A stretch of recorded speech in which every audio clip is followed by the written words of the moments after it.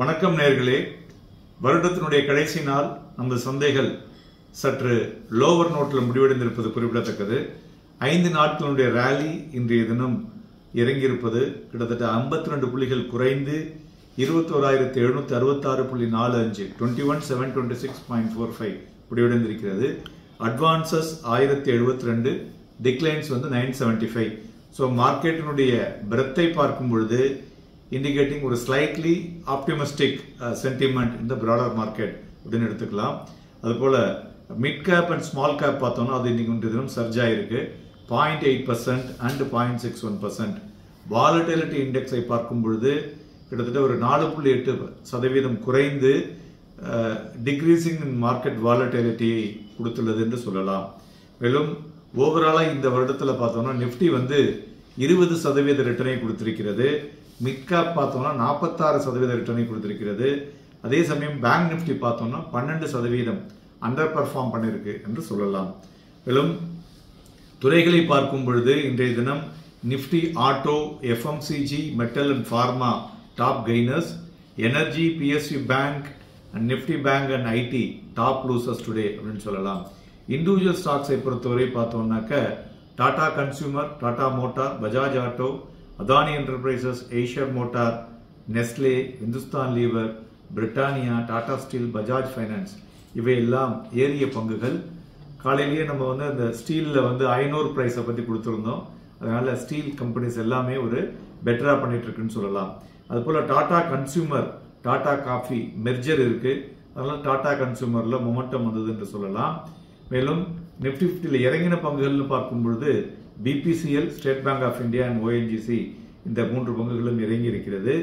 தங்கம் பார்த்தோம்னா இன்றைய தினம் 165 ரூபாய் குறைந்து 63,224, வெள்ளி 824 ரூபாய் குறைந்து 74,130, குரூடாயில் 28 ரூபாய் குறைந்து 6,020 மணியமாகிக் கொண்டிருக்கிறது. மேலும் சுகர்ல இந்த எத்தனால் பிளண்ட் வித் பெட்ரோல் அதை மறுபடியும் ஃபர்தரா எக்ஸ்டெண்ட் பண்ணினதுனால சுகர் செக்டார் பார்த்தோம்னா ஒரு மொமெண்டம் வந்துள்ளது என்று சொல்லலாம். அந்த மொமெண்டம் வரக்கூடிய நாட்கள்லையும் கண்டினியூ ஆகக்கூடிய வாய்ப்புகள் இருக்கும். பஞ்சாப் நேஷனல் பேங்க் பார்த்தீங்கன்னாக்க அவங்க போர்டு கிட்டத்தட்ட ஒரு 7,500 கோடி ரூபாய்க்கு QIP to follow on public ஆஃபருக்கு அப்ரூவ் பண்ணியிருக்காங்க. So it's a good news for the bank. இந்த வந்ததுன்னா அவங்களுடைய கிரெடிட்டபிலிட்டி ஏறக்கூடிய வாய்ப்புகள் இருக்கக்கூடும் என்று எதிர்பார்க்கலாம். இதுபோல் பிளாக் டீலை பொறுத்தவரை பார்த்தோம்னா கோல்டே பட்டேல், ரிலையன்ஸ் இன்ஃப்ரா, பிபி ஃபின்டெக் எல்லாம் பிளாக் டீல் நடந்தது என்று சொல்லலாம். இன்றைய தினம் நமது சந்தைகள் நாம் நேற்று கூறியது போல ஒரு volatile move, every rise sell and buy அப்படிங்கிறது இந்த வாரம் நம்ம கொடுத்த மந்த்ரா பர்ஃபெக்டா சூட் ஆச்சுன்னு சொல்லலாம். காலையில் அது மாதிரி பார்த்தீங்கன்னா 10 மணிக்கு ஒரு வீழ்ச்சி அடைஞ்சது, மறுபடியும் ஏறினது, மறுபடியும் ஒரு 2:30 மணிக்கு ஒரு வீழ்ச்சி, க்ளோசிங்ல பார்க்கும்போது ஸ்லைட்லி ஒரு 52 பாயிண்ட் குறைந்திருக்குதுன்னு சொல்லலாம். அதுபோல நிப்டி ஃபியூச்சருடைய வால்யூம் பார்த்தோம்னா ஸ்லைட்லி எபோவ் ஆவரேஜா இருக்குன்னு சொல்லலாம். இந்த கடந்த 5 தினங்களாக மார்க்கெட் ஏறினது, நியூ லைட்டும் ஹை வந்தது. ஸோ இன்றைய தினம் அது ஒரு ஹால்ட் ஆயிருக்கிறது குறிப்பிடத்தக்கது.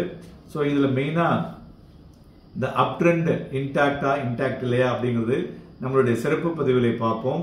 இந்த 15 மினிட்ஸ் சார்ட்ஸை வைத்து பார்க்கும் பொழுது நிப்டி ஒரு பாசிட்டிவ் நோட்ல இருந்து கிராஜுவலி ஏர் லெவலில் பார்க்கும்போது எவ்வரி ரைஸ் அந்த இடத்துல ப்ராஃபிட் புக்கிங் நடந்தது குறிப்பிடத்தக்கது. ஸோ அதனால continue to hold above 20 period of moving average இருக்கு இல்லையா, இந்த 15 மினிட்ஸ் சார்ட்ஸ்ல வரும்பொழுது இது என்ன இண்டிகேட் பண்ணுதுன்னா இந்த பாசிபிலிட்டி ஆஃப் த ரேலி ஃபர்தரா கண்டினியூ ஆகக்கூடும் அப்படிங்கிறது தான் நம்ம பார்க்கணும். அதே மாதிரி இந்த ஷார்ட் டேர்ம் ரிவர்சல் அப்படின்னாக்க கரெக்டா இந்த 21,730 அந்த லெவல்ல தான் நின்று இருக்கு. ஸோ இந்த லெவல்ல இருந்து மறுபடியும் மேலே ஏறினா நிப்டி ஜனவரி 2nd வீக்குள்ள 22,200 வரையும் செல்லக்கூடிய வாய்ப்புகள் இருக்கும். அப்படி இல்லைன்னாக்க கீழே பார்த்தோம்னாக்க 21,678, 21,593, 21,678, 21,593 என்ற லெவல் வரலையும் வரக்கூடிய வாய்ப்புகள் இருக்கக்கூடும். அனைவருக்கும் நன்றி. நாம் நாளைய தினம் நம்முடைய சிறப்பு பதிவிலே சந்திப்போம். வணக்கம்.